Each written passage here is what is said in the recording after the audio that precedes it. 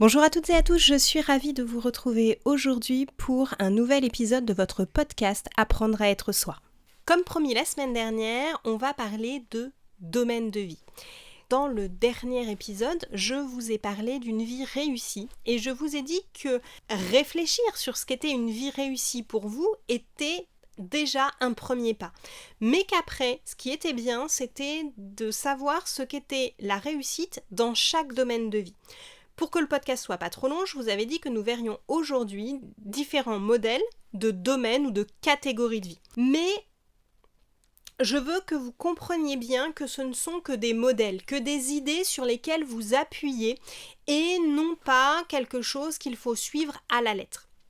Les domaines de vie, ça va vous permettre de segmenter votre vie en grandes catégories, en grands domaines, de façon à pouvoir suivre l'évolution de chacun d'eux séparément. Je voudrais que vous imaginiez chacun de ces domaines de vie comme une grande colonne sur laquelle serait posée la base de votre vie. Quand vous augmentez trop un domaine, la colonne va monter et votre base va pencher. Donc il va falloir trouver l'équilibre entre tous les domaines de vie et faire avancer certains, calmer d'autres en fonction de où vous en êtes sur la réussite de ce domaine de vie. J'ai choisi deux modèles assez différents pour que vous puissiez piocher dans les deux, soit vous en prenez un tout fait parce que c'est plus pratique pour vous, parce que quand je vais vous le présenter, il vous parle, ou alors vous allez pouvoir piocher dans les deux. Tapez aussi domaine de vie sur internet, vous verrez que vous en avez d'autres. Moi, j'en ai personnellement choisi deux qui ont pas mal de catégories, de façon à ce que chaque réussite de vie soit vraiment sectorisée et que vous puissiez affiner les réussites de votre vie. Il y a des modèles dans lesquels il n'y a que 4 ou 5 domaines de vie. Il faut savoir que du coup, ça fait des très très gros domaines. Personnellement, ce n'est pas ce que je trouve le plus pratique pour l'utilisation que j'en ai, mais ça, c'est à vous de voir, encore une fois, par rapport à vous. Dans le premier modèle que j'ai choisi, il y a 9 catégories qui sont toutes indépendantes les unes des autres. Elles n'ont pas de sous-catégorie particulière, contrairement au modèle numéro 2 que je vous présente dans quelques minutes. Dans le modèle numéro 1, la première catégorie, c'est santé et bien-être. Dans cette catégorie, vous allez y mettre votre hygiène de vie, votre alimentation, est-ce que vous faites du sport, une activité physique.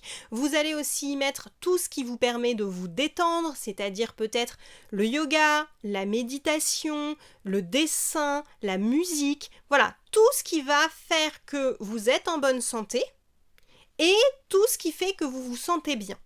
Donc c'est une catégorie qui va quand même être assez large. La deuxième catégorie de ce modèle, c'est l'environnement physique. L'environnement physique, c'est tout votre environnement, c'est-à-dire votre lieu de vie, appartement, maison, jardin, balcon, mais aussi votre lieu de travail et tous les endroits où vous passez du temps régulièrement. Donc, si vous passez beaucoup de temps dans les bureaux de votre association, par exemple, ça va rentrer dans votre environnement physique. Donc, vraiment, c'est tous les lieux dans lesquels vous passez du temps régulièrement. Donc, on va y mettre la décoration, on va y mettre si vous vous sentez bien ou pas, est-ce qu'il y a des plantes. Voilà, vraiment, comment vous vous sentez dans les lieux dans lesquels vous passez du temps. Troisième catégorie, les amis et les connaissances.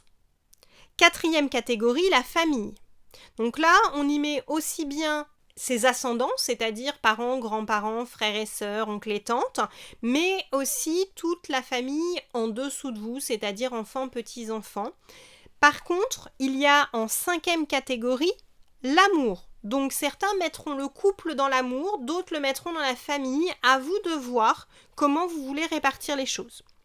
Sixième catégorie, le développement personnel. Donc là, dans le développement personnel, je vais vous inviter à mettre tout ce qui vous fait grandir. Donc il peut y avoir vos lectures, les expositions que vous allez voir, les formations que vous suivez. Voilà, tout ce qui va vous permettre d'évoluer, de grandir, d'apprendre, va être dans cette catégorie développement personnel. Ce n'est pas que le développement personnel au sens où on l'entend dans les librairies ou les choses comme ça. Ça peut être tout simplement le fait que vous faites des cours de musique ou de couture.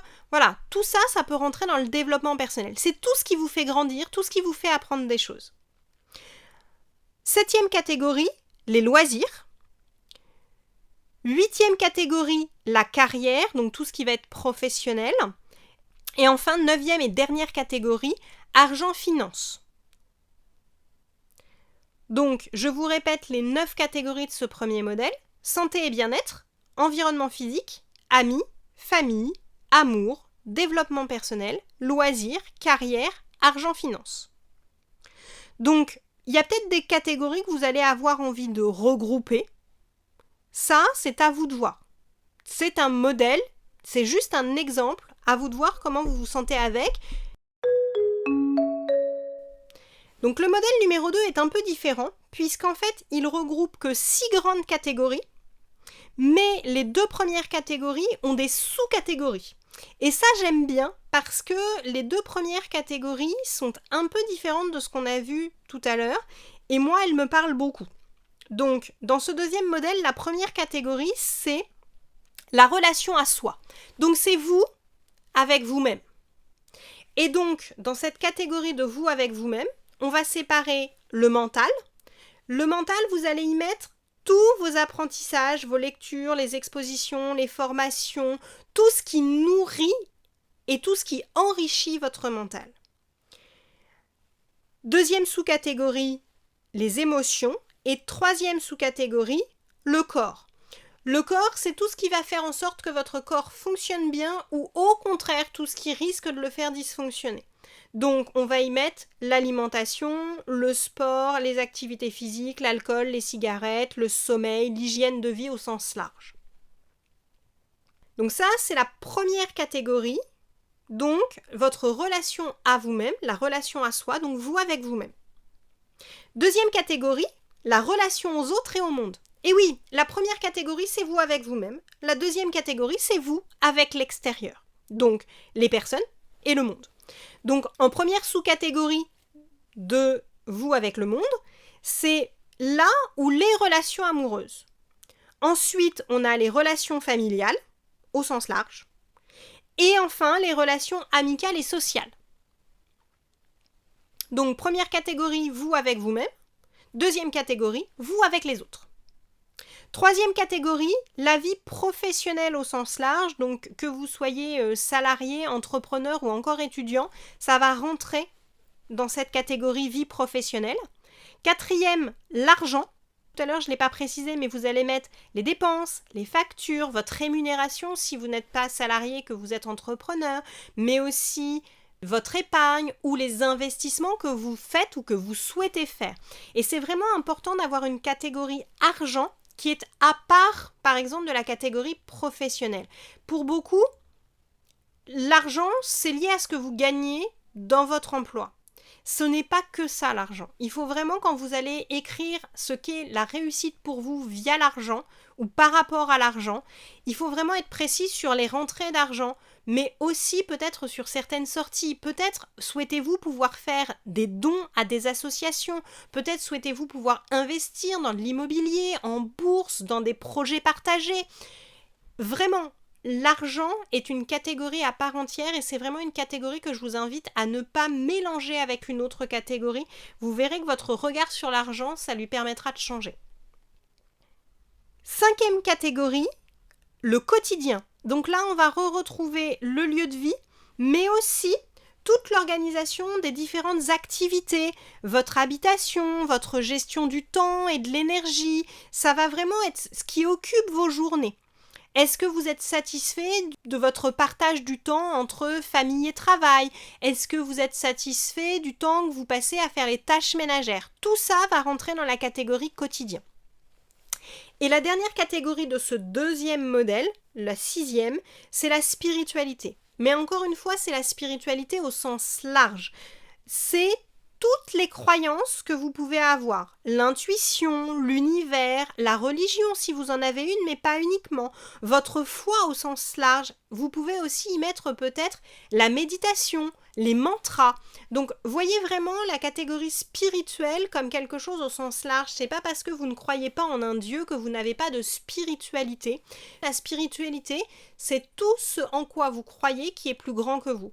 Donc, pour certaines personnes, ce sera un Dieu en passant par une religion, mais pour d'autres, ce sera effectivement l'univers, l'intuition, le lien entre chaque être vivant, la foi au sens large, et certains, du coup, viendront y mettre la méditation et les mantras, comme je le disais tout à l'heure. Voilà, 2 modèles. À vous de piocher dans l'un, dans l'autre, en prendre un tout fait, ou piocher un peu dans chaque. À vous de voir. Ce qui est important, c'est que ça recouvre toutes les parties de votre vie, qu'il n'y ait rien qui soit laissé, et que chaque chose ait sa place. Après, à vous de faire votre tambouille. Maintenant, vous n'allez pas pouvoir travailler tous vos domaines de vie en même temps. Il faut savoir qu'en fonction des périodes de notre vie, on va avoir des catégories de vie ou des domaines de vie qui vont être plus importants et d'autres moins importants. Si vous êtes dans une période où vous êtes en train de devenir parent, la catégorie famille va avoir une place prépondérante. Si vous êtes à la sortie de vos études, peut-être que c'est la partie argent et la partie vie professionnelle qui vont être prédominantes.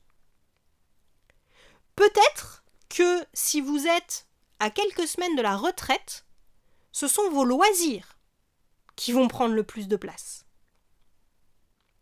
Ce ne sont que des exemples. Mais il est important de s'écouter, de savoir quels sont les domaines de vie qui sont importants pour vous maintenant, mais surtout, et c'est l'exercice que je vous ai conseillé la semaine dernière, d'imaginer pour chaque domaine de vie ce que serait une réussite et de vous demander si vous êtes ou non satisfait dans cette catégorie de vie actuellement. Mais vous n'allez pas pouvoir vous occuper de toutes vos catégories de vie en même temps. Là, je vous ai donné un modèle avec 6 voire 9 catégories de vie.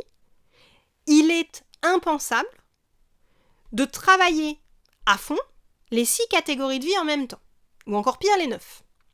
Vous allez vous épuiser et vous n'allez rien faire de bien. Comme on dit, à courir plusieurs lièvres, on n'en atteint aucun. Je vais vous conseiller de choisir 2 domaines de vie. Et pour ces 2 domaines de vie, de placer un objectif pour les semaines ou les mois à venir, dans l'idéal réalisable avant la fin de l'année, qui va vous permettre d'avancer vers ce qu'est la réussite pour vous dans ce domaine. Et vous le faites maximum avec 2 domaines de vie. Ils sont prioritaires sur les autres. À vous de choisir lesquels. Quand vous aurez atteint l'objectif pour cette catégorie de vie, demandez-vous si vous voulez replacer un autre objectif dans la même catégorie ou si vous voulez faire avancer un autre domaine de vie et faire 1 ou 2 objectifs pour ce domaine de vie-là. En fait, les domaines de vie vont vous permettre de prioriser ce que vous voulez voir avancer dans votre vie et de ne pas simplement vous laisser porter, de ne pas attendre d'être malade pour que votre domaine de vie santé devienne prioritaire, de ne pas attendre de perdre votre emploi pour que votre catégorie vie professionnelle devienne une urgence. Vous allez choisir consciemment dans quoi vous voulez mettre votre temps, votre énergie, votre argent. Et ça, c'est extrêmement important. Ça va vous permettre de prendre les rênes de votre vie. Déjà, vous aurez défini ce qu'est une réussite dans chaque domaine et vous allez choisir dans quel domaine vous voulez investir votre temps, votre énergie, votre argent maintenant. Et quand vous aurez fait monter une certaine catégorie de vie, soit vous déciderez de continuer à la faire évoluer vers la réussite, soit vous pourrez choisir d'en prendre un autre. Ça, c'est à vous de choisir. C'est pour ça qu'il est important de faire le point régulièrement sur où en sont vos domaines de vie, est-ce que vous en êtes satisfait et qu'est-ce que vous pouvez faire pour les améliorer. Voilà, c'est tout ce que je voulais vous dire aujourd'hui. J'espère que ça vous aura été utile.